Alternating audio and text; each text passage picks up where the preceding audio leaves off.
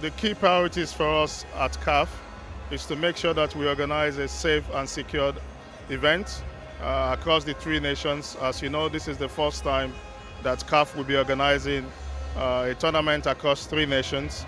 And we have been working closely with the local organizing committees of Tanzania, Uganda, and Kenya to make sure that we work together in developing a clear concept that will be doable and workable across the three countries.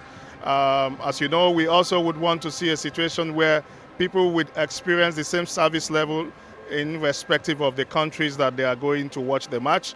And this is what we have been working together with each of the countries to harmonize and agree on what needs to be done. And so far, I would say we're almost there.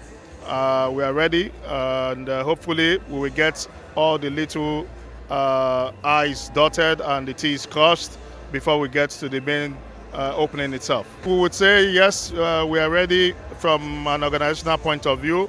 We have few things that needs to be finalized from the host countries, which they are working on seriously.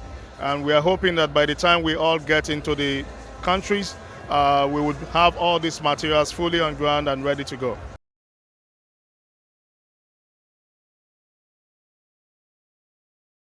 One thing that we do basically from our side is the fact that every planning that we take into account is based on risk assessment. So we conduct a comprehensive risk assessment. As a matter of fact, we have 3 risk assessments that we do. We conduct ours as CAF. Each country is also conducting their risk assessment, which they share with us as well. And of course, we also have an independent risk assessor that also conducts an holistic risk assessment of the entire tournament itself. So we have 3 sources from which we get our risk assessment from. And these sources, once we get these risk assessments done, we tend to come up with solutions that will prevent the potential risk from occurring actually. And this is how we mitigate all the issues surrounding crowd problems, surrounding in-country security risk situations as much as we can, working closely again with the host country security entities across board.